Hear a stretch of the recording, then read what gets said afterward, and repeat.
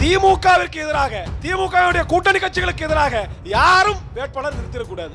என் தகுதியை பேசு, என்கிட்ட தர்க்கம் பண்ணு, என் கட்சியினுடைய கொள்கையை விமர்சி, சித்தாந்தத்தை பேசு, அதுல மோதி பேசி வென்று. நீ என்ன சொல்றது? நானே வாபஸ் வாங்கிட்டு போயிடுறேன். பேசு, என்கிட்ட வா, கருத்தியெல்லாம் பேசி பார்ப்போம். திமுக ஆட்சி நிர்வாகத்தை பேசுவோம். திமுக எந்தெந்த இடத்துல எல்லாம் முஸ்லிம்களுக்கும் மத்த மக்களுக்கும் முதுகுல குத்தி இருக்குதுன்றத பேசுவோம். அப்ப கருத்தியல் ரீதியாக, கோட்பாட்டு ரீதியாக மோத முடியாத இந்த கோழைகள் ஆயுதத்தை தூக்கிட்டு வர்றாங்க. பாஜக பீட்டிங்.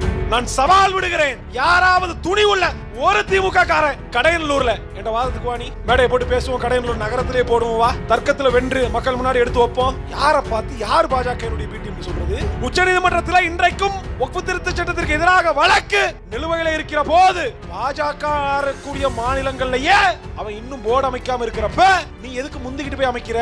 ஏன் உன் பிரஸ் ரிலீஸ்க்கு மாற்றமா செய்யற? ஏன் வழக்கு போட்டிருக்கல அதுக்கு எதிராக செய்யற? ஏனென்றால் வக்ஃப் சொத்தை கொள்ளையடிப்பதற்காக பட்டா போடுவதற்கான வேலை நடந்துகிட்டு இருக்கு. நவாஸ் கனி தலைமையில இன்னைக்கு அந்த போர்டு அமைச்சு மறுபடியும் கொள்ளையிடக்கூடிய வேலையை செஞ்சுட்டு இருக்கிறாங்க. திருநெல்வேலியில கான்மியான் பள்ளிவாசல் என்கிற பள்ளிவாசலுக்கு சொந்தமான ஆயிரக்கணக்கான ஏக்கர் நிலத்தை முஸ்லிம்கள் பறிகொடுத்து நிக்கிறாங்க. இந்த கேவலம் கட்ட திமுக ஆட்சியில தான் பாதுகாத்தாங்க இவங்க சிறுபான்மை மக்களுடைய சொத்துக்களை எல்லாம். இப்படி வக்ஃப் சொத்துக்கள் இன்றைக்கு திமுக கட்சிக்காரர்களுக்கும் அதற்கு வேண்டப்பட்டவர்களுக்கும் அவருடைய பினாமிகளுக்கு பேர்லையும் பட்டா போட்டு சூறையாடப்படுகிறது. இதற்கு எதிராக ஒரு இயக்கம், ஒரு அமைப்பு, ஒரு தலைவன், ஒருத்தன் பேச காணாம. அப்ப என்னன்னா, மக்கள் மேல இவங்களுக்கு எந்த ஒரு அனுதாபமும் இல்லை, மக்கள் மீது எந்த அக்கறையும் இல்லை, எந்த கவலையும் இல்லை. தங்களுக்கு சீட்டு எவ்வளவு, நோட்டு எவ்வளவு, இதுதான் கணக்கு. முஸ்லீம் லீக்கா சீட்டு எவ்வளவு, நோட்டு எவ்வளவு? மனிதநேய மக்கள் கட்சியா சீட்டு எவ்வளவு, நோட்டு எவ்வளவு? தமீமுன் அன்சாரியா சீட்டு எவ்வளவு, நோட்டு எவ்வளவு? இப்ப புதுசா எஸ்டிபிஐ வர போயிருக்காங்க உள்ள. அவங்களுக்கு சீட்டு எவ்வளவு, நோட்டு எவ்வளவுன்னு தெரியல. 2 சீட்டு கொடுத்தா திமுக இருப்பாங்களாம், இல்லன்னா விஜய் கிட்ட போவாங்களாம். இப்படி ஒரு கொள்கை. அவங்க எல்லாம் ஒரு காலத்துல நல்ல கட்சி நினைச்சு நானும் பயிர் விட்டுருக்கேன். அப்ப இவருடைய சுயநலத்திற்காக, சுய லாபத்திற்காக என்ன பண்றாங்க அப்படின்னா, மக்களை அடகு வைக்கிறாங்க, இலவச வாக்கு வங்கியா மாத்துறாங்க. ஒட்டுமொத்த முஸ்லிம் மக்களையும் எந்த ஒரு நலனையும் செய்யாமல் வாக்கு வங்கியாக, இலவச வாக்கு வங்கியாக, வாக்கு போடக்கூடிய எந்திரமாக முஸ்லிம்களையும் கிறிஸ்தவர்களையும் மாத்திட்டாங்க. திமுக ஆட்சி அமைப்பதற்கு முன்பாக தேர்தல் சமயத்தில் 2021 ஸ்டாலின் என்ன வாக்குறுதி கொடுத்தாரு? சட்டம் ஒழுங்கு என்னுடைய நேரடி கட்டுப்பாட்டுக்குள்ள இருக்கும், தப்பு செய்பவன் எந்த கொம்பனாக இருந்தாலும் இரும்பு கரம் கொண்டு ஒடுக்குவோம் என்று சொன்னார். சர்வாதிகாரியாக மாறுவேன் சொன்னார். இப்படி ஒரு கேடு கெட்ட, கேவலம் கெட்ட கோமாளி சர்வாதிகாரியை உலகத்துல யாரும் பார்த்திருக்க மாட்டாங்க. இவ்வளவு கொலைகள், குற்றங்கள் சர்வசாதாரணமாக நடைபெறுது. இன்னைக்கு நான் பேசிட்டு வீடு திரும்பும் போது என் உயிருக்கு உத்தரவாதமான தெரியாது, திமுக காரன் கொள்ளுவான் இல்ல வேற எவனா ஆள் வச்சு கொள்ளுவான். இது நடக்கும்.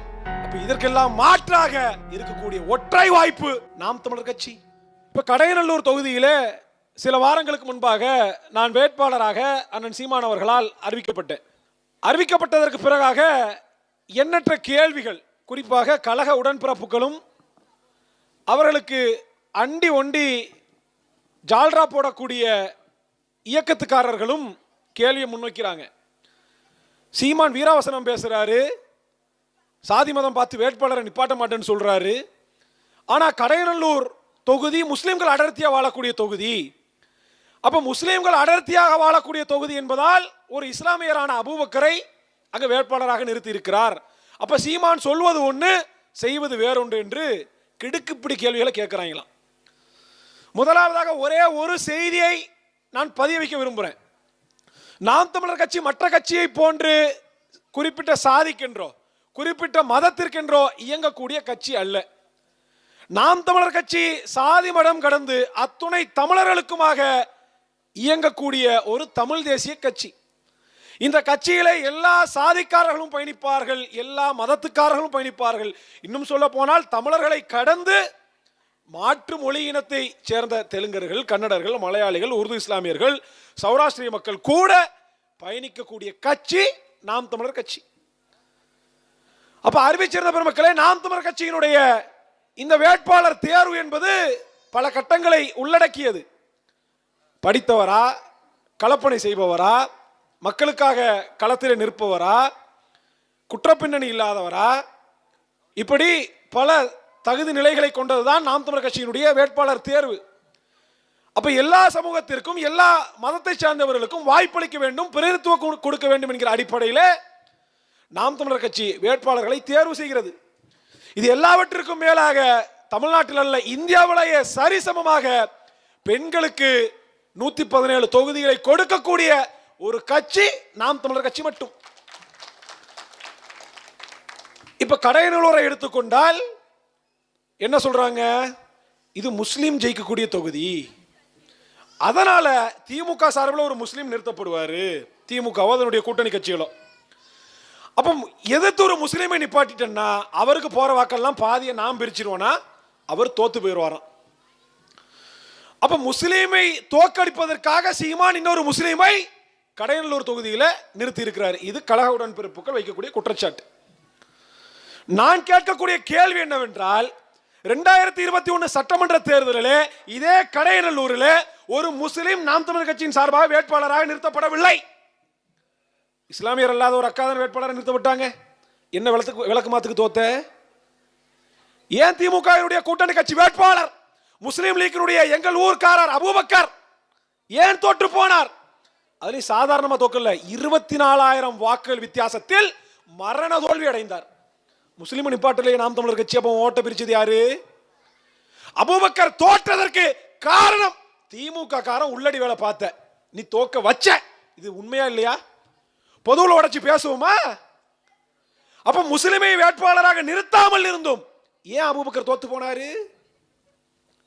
2016 தேர்தலாக இருக்கட்டும், 2021 தேர்தலாக இருக்கட்டும், கடையநல்லூர் தொகுதியில் இஸ்லாமியர் வேட்பாளராக நிறுத்தப்படவில்லை. ஒரு நான் முஸ்லிம் அல்லாதவர் தான் வேட்பாளராக நிறுத்தப்பட்டார்.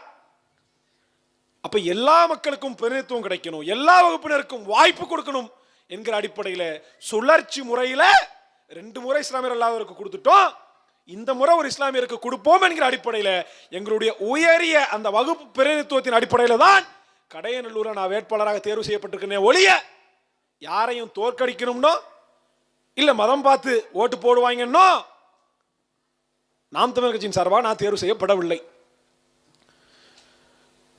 இவ்வளவு பாசம் இவங்களுக்கு கடையநல்லூர் தொகுதி மேல. முஸ்லீம் ஜெயிக்கிற தொகுதி சரி, முஸ்லீம் ஜெயிக்கிற தொகுதி மேல உனக்கு அவ்வளவு பற்று இருக்குது இல்ல? சென்னையில 2 முக்கிய தொகுதிகள், சேப்பாக்கமும் திருவல்லிக்கேணி அந்த தொகுதியும் துறைமுகமும் முழுக்க அடர்த்தியாக இஸ்லாமியர்கள் வாழக்கூடிய தொகுதி. இதுல யார் ஜெயிக்கணும்? உன் வாதப்படி முஸ்லிம்கள் ஜெயிக்கணும். இந்த தொகுதி யார்கிட்ட இருக்குது? சேப்பாக்கம் திருவல்லிக்கேணி முஸ்லிம்கள் அடர்த்தியாக வாழக்கூடிய தொகுதியை சேப்பாக்கம் சேகுவேரா உதயநிதி ஸ்டாலினுக்கு பட்டா போட்டு கொடுத்தாச்சு. துறைமுகம் தொகுதி அதே மாதிரி அடர்த்தியாக முஸ்லிம்கள் வாழக்கூடிய தொகுதி, அந்த தொகுதியை சங்கி சேகர்பாபுக்கு பட்டா போட்டு கொடுத்தாச்சு. திமுக கூட்டணியில் இருக்கக்கூடிய இந்த இஸ்லாமிய இயக்கங்கள் கட்சிகள், முஸ்லிம் லீக், மனிதநேய மக்கள் கட்சி, கடையநல்லூர் குறித்து வருத்தப்படக்கூடிய நீ வாய் திறந்து பேசுவியா? துறைமுகம் தொகுதி குறித்து, சேப்பாக்கம் திருவல்லிக்கேணி தொகுதி குறித்து வாய் திறந்து பேசுவியா நீ?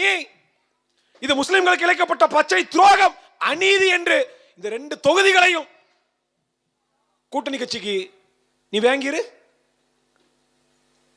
சரி, கடையநல்லூர்ல முஸ்லிம் போட்டி போடுறாங்க. சரி, இப்ப நாம் தமிழர் கட்சியின் சார்பாக துறைமுகம் தொகுதியிலையும் சேப்பாக்கம் திருவல்லிக்கேணி 2 தொகுதியிலையும் ஒரு இஸ்லாமியர் கேண்டிடேட்டை நாங்க போடுறோம். அப்ப திமுக சொல்லி நீ அந்த தொகுதியை வாங்கி தந்துருவியா? அங்க வேட்பாளர் போடாம இருப்பியா? காஷ்மீருடைய சிறப்பு அந்தஸ்து பாஜகவால் நீக்கப்பட்டது. ஸ்டாலின் சொன்னார், நீக்கினது சரிதான், நீக்கின விதத்தை தான் எதிர்க்கிறோம் அப்படின்னு சொன்னார். ஆனால் ஒட்டுமொத்தமாக அந்த நீக்கத்திற்கு எதிராக குரல் கொடுத்தவர், பேசியவர், டெல்லி வரை சென்று போராடியவர் அண்ணன் சீமான். யார பாஜகவினுடைய பி டீம் சொல்றேன்? இப்படி திமுக சங்கித்தனத்தை, பாஜகவை எந்தெந்த இடத்துல எல்லாம் இவர்கள் தாங்கி பிடித்தார்கள் என்பதை பட்டியலிட்டால் அதை மட்டுமே 1 மணி நேரம் பேசலாம், அவ்வளவு செய்தி இருக்கு. அப்ப இதையெல்லாம் கேட்க துப்பற்ற, துணிவற்ற, திராணியற்ற இந்த இஸ்லாமிய கட்சிகள், இயக்கங்கள் கேள்வி கேட்கக்கூடிய நாம் தமிழர் கட்சியை பார்த்து நீ பாஜகவினுடைய பி டீம், நீ அவனுக்கு கைக்கூலி, இவனுக்கு எவனுக்கும் கைக்கூலியாகவோ டீமாகவோ இருக்க வேண்டிய அவசியம் எங்களுக்கு இல்லை. எங்களை பி டீம்னா சொல்லு, தமிழ்நாட்டு மக்களுடைய பி டீம் நாங்க, அவ்வளவுதான். தமிழ்நாட்டினுடைய மக்களுடைய கைக்கூலி இப்படி வேணா சொல்லி ஏத்துக்கிறோம். தமிழ்நாட்டினுடைய அமைச்சரவையில் கிட்டத்தட்ட 35 அமைச்சர்கள் முஸ்லிம்களுடைய சிறுபான்மைகளுடைய பாதுகாவலர் தானே நீ. இந்த திமுக ஆட்சியில இஸ்லாமிய மக்களுக்கு, அதாவது எம்எல்ஏக்களுக்கு எத்தனை அமைச்சர் பதவி கொடுத்த? ஸ்டாலினுடைய வீட்டில் மட்டும் 2 அமைச்சர் பதவி, அதுலயும் ஒருத்தர் முதலமைச்சர், ஒருத்தர் துணை முதலமைச்சர். உன் வீட்டுக்குள்ளாக 2 அமைச்சர் பதவியை வச்சிருக்க கூடிய நீ 7% தமிழ்நாட்டில் முஸ்லிம்கள் வாழ்றாங்க, கடையநல்லூர்ல அடர்த்தியா வாழ்றாங்க. இப்படி 7% முஸ்லிம்கள் வாக்கு வங்கியாக நீ அந்த மக்களுடைய வாக்கை வாங்கி அதிகாரத்துக்கு வந்த திமுக 35 பேர்ல எத்தனை பேருக்கு முஸ்லிம்களுக்கு அமைச்சர் பதவி கொடுத்திருக்கு? சென்னையில் அனகாபுத்தூர்ல முஸ்லிம்களுடைய பள்ளிவாசல் இடிக்கப்பட்டது. அதுக்கு ஏன் உன் கண்ணில் இந்த கண்ணீர் வரல? அதுக்கு ஏன் உன் மனசுல இரக்கம் இல்ல? அப்ப உத்தரப்பிரதேசல இடிச்சா அது முஸ்லிம் வீடா, இங்க இடிச்சா இல்லையா? நீ சொல்லி ஓட்டு கேளு. இந்த 5 வருஷத்துல முஸ்லிம் மக்களுக்கு இவ்வளவு நல்லது செஞ்சிருக்கோம், சிறைவாசியில விடுதலை செஞ்சிருக்கோம், இல்ல இடஒதுக்கீடு கொடுத்து சொல்லி வாக்கு கேளு மக்கள் கிட்ட. நீ தான் நல்லாட்சி கொடுத்துட்டிய, திராவிட மாடல் ஆட்சி ஆச்சு, உன் ஆட்சி தான். சொல்லி வாக்கு கேளு.